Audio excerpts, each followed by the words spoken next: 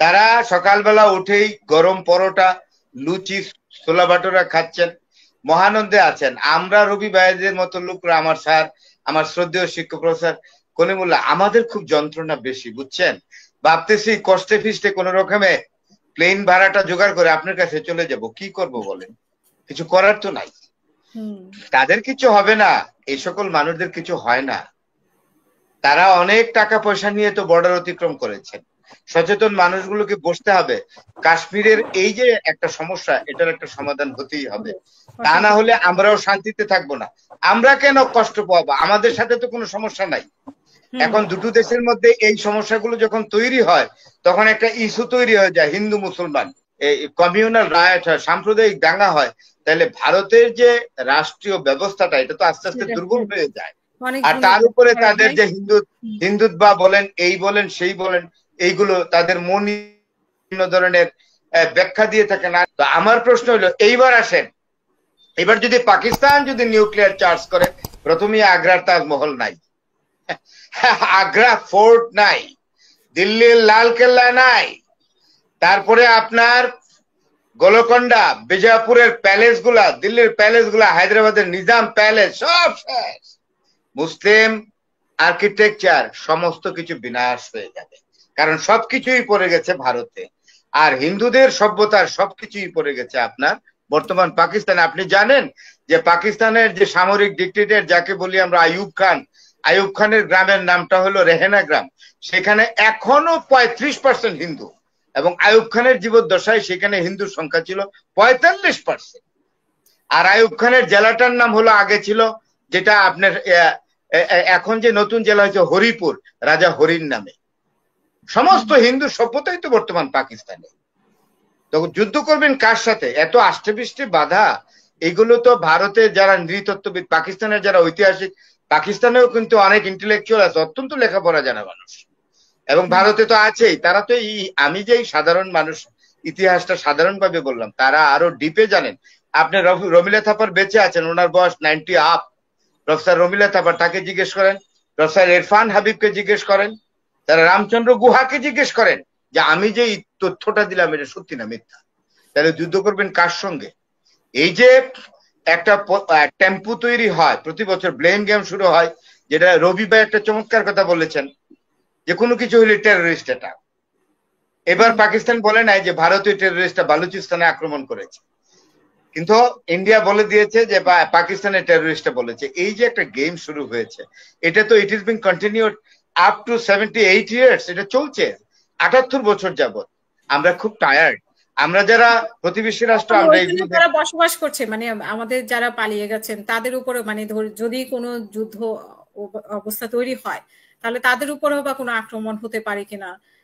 মানে বাংলাদেশে তো এখন দুইটা অংশ, আওয়ামী লীগের কিছু অংশ এখানে চলে গেছে, তো তাদের উপর কোনো আক্রমণ আসতে পারে কিনা, বাংলাদেশের উপর কোনো প্রভাব পড়তে পারে কিনা, দুটো বিষয়ই তো আমাদের একটু চিন্তা করতে হবে। তাদের উপরে আক্রমণ, এটা যুদ্ধ হলে তো সমস্ত লোকের উপরে আক্রমণ হবে। এখন তারা যে গিয়ে এখানে ছোলা ভাটুরা খাচ্ছেন, তারা তো মানে নিরাপত্তার জন্য সেখানে গেছে। এখন না না আপু, তাদের কিছু হবে না হাসিনা আপা। তারা সকালবেলা উঠেই গরম পরোটা, লুচি, ছোলা ভাটুরা খাচ্ছেন, মহানন্দে আছেন। আমরা রবি ভাইদের মতো লোকরা, আমার স্যার, আমার শ্রদ্ধেয় শিক্ষক প্রফেসর কলিমুল্লাহ, আমাদের খুব যন্ত্রণা বেশি, বুঝছেন। ভাবতেছি কষ্টে ফিস্টে কোন রকমে প্লেন ভাড়াটা জোগাড় করে আপনার কাছে চলে যাব, কি করব বলেন, কিছু করার তো নাই। তাদের কিছু হবে না, এই সকল মানুষদের কিছু হয় না। তারা অনেক টাকা পয়সা নিয়ে তো বর্ডার অতিক্রম করেছেন। আমি তো বলছি, সরাসরি বলি, যারা সীমান্ত অতিক্রম করে চলে যান অর্থবিত্তের মালিক হয়ে, যাদের কানাডা, অস্ট্রেলিয়া, আমেরিকায় বেগমপাড়াতে বাড়ি আছেন, তারা তো আপনি বলছেন তো ভারতের সঙ্গে না যুদ্ধ হইতে পারে, তারা তো দিল্লি এবং কলকাতায় যারা আছে তারা অলরেডি ফ্লাই করে কানাডা, অস্ট্রেলিয়া, আমেরিকা, নিউজিল্যান্ডে চলে যাবেন, তখন তাদেরকে কেমনে ধরবেন? সেখানে প্রত্যেক জায়গায় জায়গায় তো তাদের বাড়ি আছে। তো ভারত পাকিস্তান যুদ্ধ লাগলে যারা আমাদের দেশ থেকে ওইখানে চলে গেছেন তাদের তো কিচ্ছু হবে না, তারা সাথে সাথে অ্যাভেলেবল ফ্লাইট ধরবে। আপনি কি রাশিক রহমান সাহেবের বক্তৃতা শুনেন নাই? উনি তো আপনাকে কোট করেছেন যে হাসিনা আক্তার নামে একজন আছেন যিনি ইউকে থেকে টেবিল টক করেন, আমি তার সঙ্গে কথা বলেছি। হ্যাঁ, পরিষ্কার। রাশিক রহমান কে? তার বাবা আশিকুর রহমান সাহেব। উনি ছিলেন আওয়ামী লীগের প্রতিমন্ত্রী, ওনার আব্বা সিএসপি, ওনারা রাশিদ রহমানের আব্বা আশিকুর রহমান সাহেব আমাদের ডিসি ছিলেন কুমিল্লা। ফরহাদ ভাই সালাউদ্দিন কাদের চৌধুরীর ফুফাতো ভাই। হ্যাঁ, না ইয়া না না না না খালেদ মোশাররফ সাহেবের ফুফাতো ভাই। না না সালাউদ্দিন কাদের চৌধুরী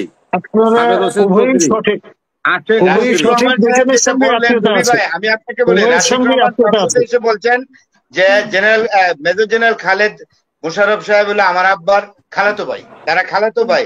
আশিকুর রহমান সাহেব আর ইয়া হলেন এই ব্রিগেডিয়ার খালেদ মোশাররফ, তারা হলেন আপন খালাতো ভাই, কারণ ব্রিগেডিয়ার খালেদ মোশাররফের আব্বা রংপুর বিয়ে করছে। এটা আমি জানি। সালাউদ্দিন আশেক রহমান না, আশেক রহমানের রাশেক রহমানের বাবা আশেকুর রহমান সাহেব হলেন ফজলুল কাদের চৌধুরীর ভাগিনা। সালাউদ্দিন কাদের এই আপনার সাবের হোসেন চৌধুরী ফজলুল কাদের চৌধুরীর ভাগিনা।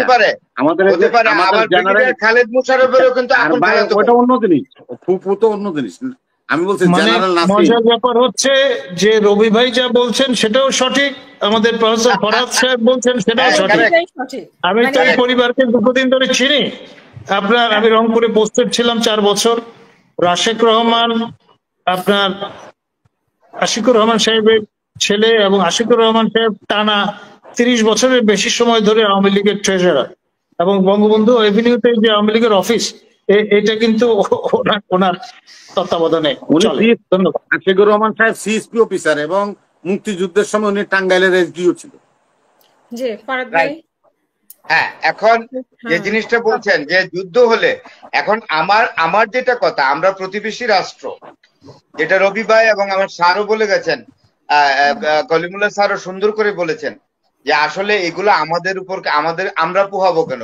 আমরা বাংলাদেশের মানুষ, তো আমাদের তো কোনো রাষ্ট্রের সঙ্গে যুদ্ধ ভাব নাই। আমরা তো ভারতের সঙ্গে কোনো আর্মস কনফ্লিক্টে যাচ্ছি না। পাকিস্তান এবং ভারতের মধ্যে একটা conflicting situation is being continued, particularly on disputing Kashmir issue. এখন সময় এসছে, টাইম হ্যাজ কাম। ভারতের এবং পাকিস্তানের যারা আছেন, বুদ্ধিবৃত্তিক মানুষ আছেন, রাজনীতিবিদরা আছেন, এবং নাজাম শেঠির মতো লোকরাও তো আছেন পাকিস্তানের, যে সাংবাদিক, অত্যন্ত বুদ্ধিমান, অত্যন্ত লেখাপড়া জানা মানুষ, সচেতন মানুষগুলোকে বসতে হবে। কাশ্মীরের এই যে একটা সমস্যা, এটার একটা সমাধান হতেই হবে। তা না হলে আমরাও শান্তিতে থাকবো না। আমরা কেন কষ্ট পাবো? আমাদের সাথে তো কোনো সমস্যা নাই। এখন দুটো দেশের মধ্যে এই সমস্যাগুলো যখন তৈরি হয়, তখন একটা ইস্যু তৈরি হয়ে যায় হিন্দু মুসলমান। আমরা তো এইগুলো নিয়ে চলি না। আমরা এই জন্যই আপনাকে আমি প্রশ্নটা করেছি, সেখানে তখন হিন্দু মুসলমান এইগুলো তো হিন্দু মুসলমান নিয়ে আমাদের কোনো হেডেক নাই। আমাদের বাংলাদেশে we are giving protection to the minority. আমরা দেখেন আমাদের দেশে কিন্তু কোনো রায়ট হয়, কমিউনাল রায়ট হয় না, বরং ইন্ডিয়াতে আপনার বছরে 6 থেকে 7টা কমিউনাল রাইট হয়, বড় ছোট আকারের। আমাদের বাংলাদেশে কমিউনাল রাইট হয় 1964 সালের পরে। আমার মনে হয় যে হযরতবাল মসজিদের ঘটনা নিয়ে, যে রাসূল সাল্লাল্লাহু আলাইহি ওয়াসাল্লামের পবিত্র যে চুল মুবারক, এটা কে যেন চুরি করে নিয়ে গেছিল, ওইটা নিয়ে 64 সালে ভারতে একটা দাঙ্গা হয়েছিল, এবং সেই দাঙ্গা আওয়ামী লীগ কন্ট্রোল করেছিল বিভিন্ন ভাবে। এরপরে তো কোনো ম্যাসিভ রায়ট আমাদের দেশে হয় না, কিন্তু ভারতে তো হয়।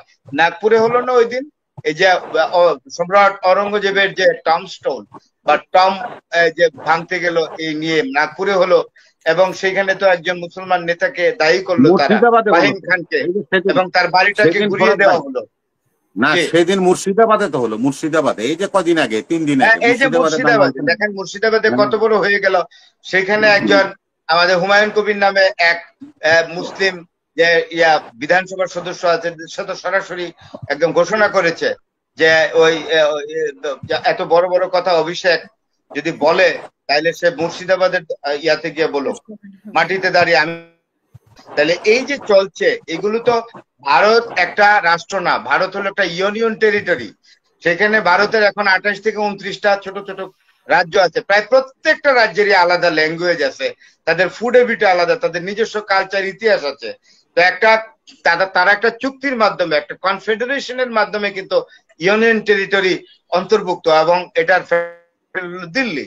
তো ভারতের যে একটা সেন্সিটিভ জায়গায় অবস্থান করে, রাষ্ট্রীয় অবস্থা, সেই জায়গা থেকে যদি এই প্রতি বছর নাগাদি যদি 4টা 5টা করে আপনার হয়, এই 4টা 5টা করে আপনার কি যেন বলে এই কমিউনাল রায়ট হয়, সাম্প্রদায়িক দাঙ্গা হয়, তাহলে ভারতের যে রাষ্ট্রীয় ব্যবস্থাটা এটা তো আস্তে আস্তে দুর্বল হয়ে যায়।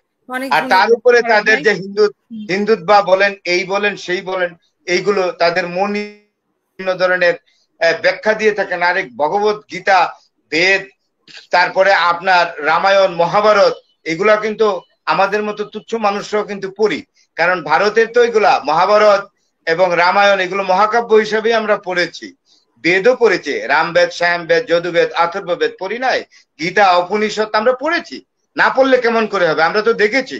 কিন্তু ওনারা যে ব্যাখ্যা দেয় অনেক ক্ষেত্রে তো দেখি ব্যাখ্যাগুলো সঠিক না, ছড়ানোর ক্ষেত্রে একটা উপযোগী এলিমেন্ট হিসেবে কাজ করে।